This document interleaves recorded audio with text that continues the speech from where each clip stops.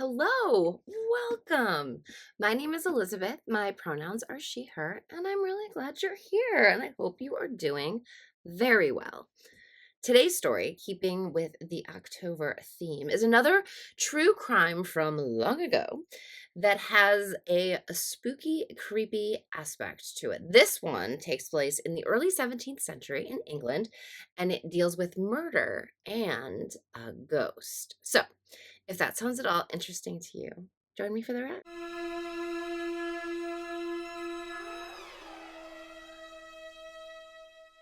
In 1631, in a town called Chester in the Street, in the county of Patatine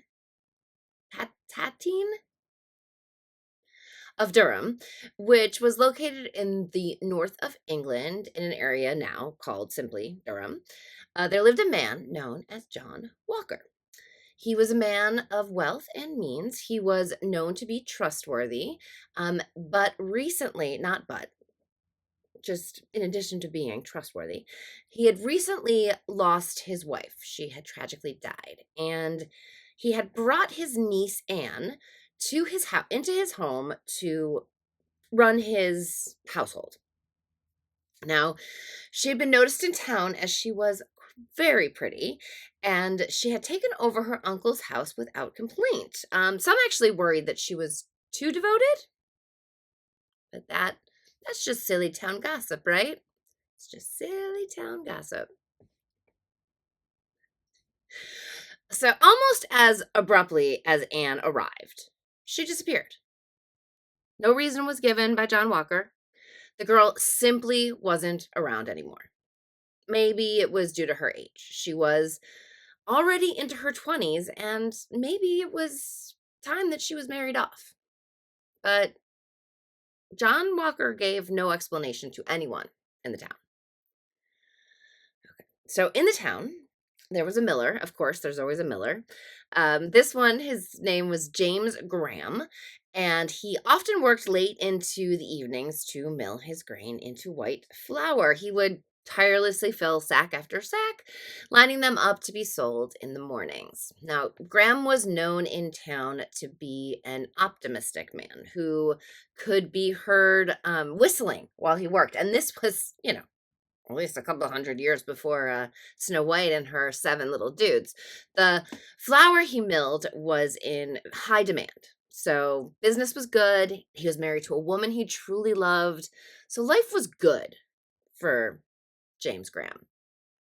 He was also known to be a man of logic who did not go in for flights of fancy. In other words, he believed what he saw.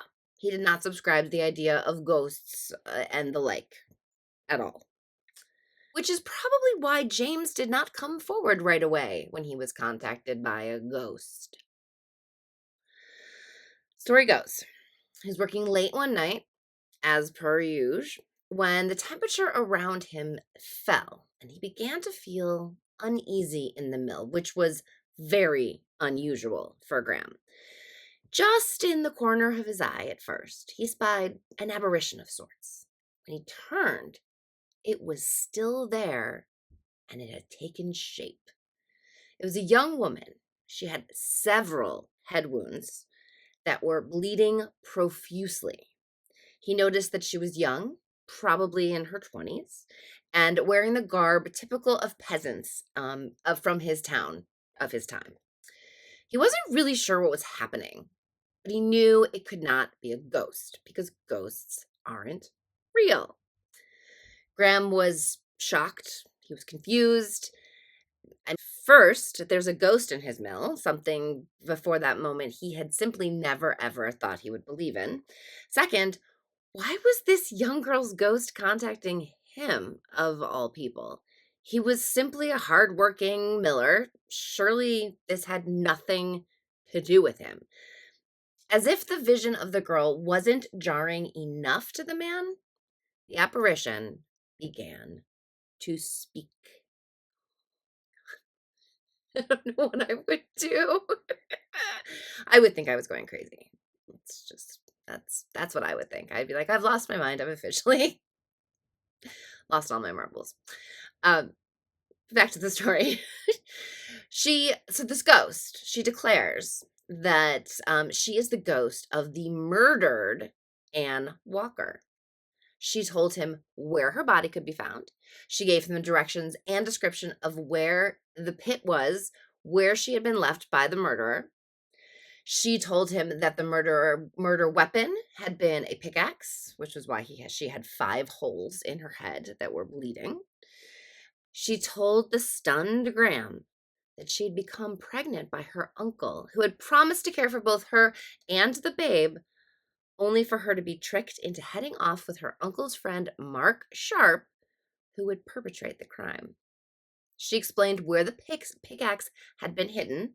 She also told the town miller that her murderer had tried to clean blood off of his stockings and his shoes, but when he couldn't get it to come off, he simply hid them. And she directed Graham to where those could be found as well. The ghost asked that Graham provide the information she had given to the magistrate of the town so that she could have justice and finally rest in peace. The vision then would pop out of existence. The air around Graham would return to normal, and he would try to recover from the fright. After a mostly sleepless night, as makes perfect sense, Mr. James Graham came to the conclusion that he could not tell anyone about the experiences he had had the night before. He was known to ridicule those who believed in the validity of such stories and knew that no one would believe him, so he kept the information to himself.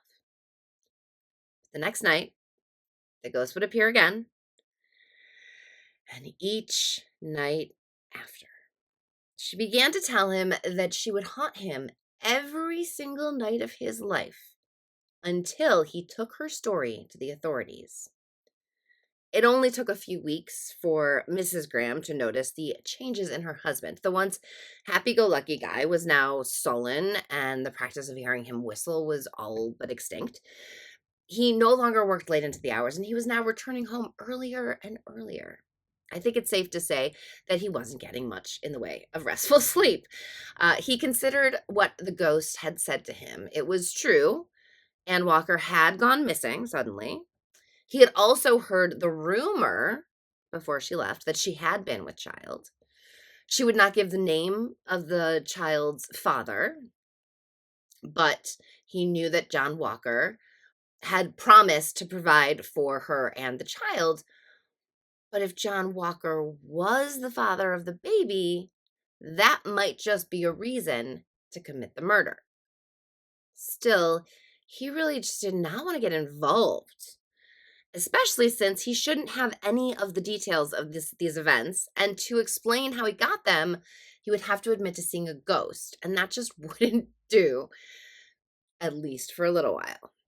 So the visions continued to come at him nightly, growing more fierce and more menacing with each visit. Even the townspeople had started to notice how thin and moody the once pleasant man had become. It was said to be a short time before Christmas that year when James Graham had an encounter with the ghost, claiming to be Anne Walker, that frightened him so deeply that he decided it was time to involve the authorities. So the following day, Graham would do just that. He would head to the magistrates and tell them the story in full. An immediate search of the area was ordered, and, as had been described by the ghost, Anne Walker's body was recovered. The body had decomposed at this point, but evidence of 5 severe head wounds was still apparent. Also, the pickaxe, as well as the bloody shoes and socks, were discovered just where they were directed to search. Subsequently, John Walker and his associate, Mark Sharp, were arrested and charged with murder. Now, the trial of the two men would take place in August of 1631. Both men would plead not guilty. Now, here's where it gets really interesting. During the trial, one of the jury members swore under oath that they saw the likeness of a child on Walker's shoulders during the trial. Now, the foreman of the jury would also disclose that he witnessed a child standing on Walker's shoulders. But the most astonishing, the judge overseeing the case, his name was Davenport, Judge Davenport, confessed that he too had seen an apparition on and around the shoulders of John Walker. It would not take long for the jury to find the men guilty, and in a startling move that was unprecedented at the time and has nearly never been repeated since, the judge sentenced the men to death the same day the jury declared their guilt. Wow. Apparently, this judge wanted to be done with this particular trial. The two men, John Walker and Mark Sharp, would declare their innocence even when standing on the gallows. So, what do you think? I can try to tell you what I think. So, it's probably one of two things, depending on who James Graham really was as a person, right? If he was shady, then he might have been involved, or and because he was involved, therefore witnessed the crime and knew all of these details, and just came up with the story as a way of non incriminating himself.